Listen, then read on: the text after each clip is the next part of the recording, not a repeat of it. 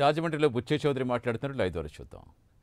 ఏ విధంగా ఫలితం ఉంటుందో రుచి చూపించాల్సిన అవసరం ఉంది.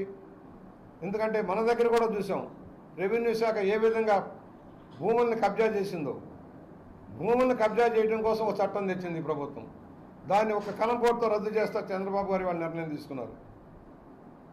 ఎవరి భూములు ఎవరికో తెలియదు, ఎవరెవరు కట్టబెట్టారో తెలియదు. ఈ మధ్యకాలంలో మన జిల్లా రెవెన్యూ యంత్రాంగం కానీ అనేక జిల్లాల్లో కానీ ఏ విధంగా భూములు కబ్జా చేశారో ఒక దృష్టాంతం ఉంది. ఈస్ట్ గోదావరిలో కూడా రెవెన్యూ కలెక్టరేట్ మీద విచారణ చేయాల్సిన అవసరం ఉంది.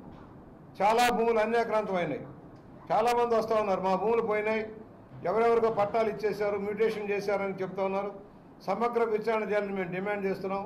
అలాంటి కలెక్టర్ల మీద, అధికారుల మీద చర్యలు తీసుకోవాలి. ఎంఆర్ఓలు కానీ బీఆర్ఓలు కానీ ఎవరైతే తప్పుడు డాక్యుమెంట్లు సృష్టించి అసలైన లబ్ధిదారులకు దగా చేసి కొంతమంది అధికార పక్ష నాయకులకు ఒత్తాసు పలికి తప్పులు చేశారో వాళ్ళందరినీ శిక్షించాల్సిన అవసరం ఉంది. వాళ్ళు అందుకనే మొదటగా 4 ఫైల్ దస్తాల మీద సంతకాలు పెట్టి ఇవాళ అమలు చేస్తూ ఉన్నాం. భవిష్యత్తులో ప్రజలకు అవసరమైన చట్టాలను రూపుదిద్దుతాం, సక్రమైన పరిపాలన అందిస్తాం, శాంతి భద్రతలు కాపాడుతాం, గంజాయి లాంటి మహమ్మారి నుంచి, మత్తు పదార్థాల నుంచి విముక్తి కల్పించేలాగా కార్యాచరణ తీసుకుంటాం. రాష్ట్రానికి పేద ప్రజల బతుకుల్లో వెలుగులు నింపడమే లక్ష్యంగా, పేదరిక నిర్మూలన లక్ష్యంగా, అన్ని రంగాల అభివృద్ధి, సమగ్ర అభివృద్ధి ధ్యేయంగా ముందుకు వెళ్లాల్సిన అవసరం ఉంది. ఆ వైపు అందరం కూడా దృష్టి సారిస్తామని సవినయంగా మనవి చేస్తూ, ఇంత బ్రహ్మాండమైన మ్యాండేట్ ఇచ్చారు, మీ అందరికీ మేము రుణపడి ఉన్నాం. మీ రుణం మంచి సేవ ద్వారా సేవా లక్ష్యంలో పనిచేసి సంక్షేమం కానీ అభివృద్ధి కానీ 2 కళ్ళుగా తీసుకొని ప్రతి ఒక్కరికి అండగా నిలబడటం, ముఖ్యంగా అణగారిన వర్గాలకి, పేద వర్గాలకి బాధితుల పక్షాన్ని నిలబడతామని సవినయంగా మనవి చేస్తూ ఉన్నాం. ఇంతంత మెజార్టీలు మీరు ఇచ్చారంటే ఏ జయంతో ఇచ్చారో మేము అర్థం చేసుకోగలం. ఆ జయం నెరవేరేదానికోసం మేము అందరం కూడా కృషి చేస్తామని సవినయంగా మనవి చేస్తూ ఉన్నాం.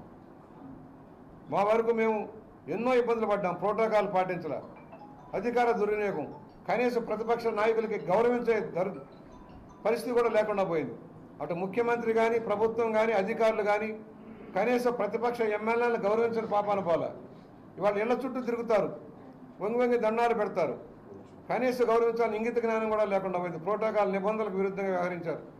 అలాంటి వాళ్ళంతా ఒక కంట కనిపెట్టి ఉంటామని కూడా మేము మనవి చేస్తూ ఉన్నాం.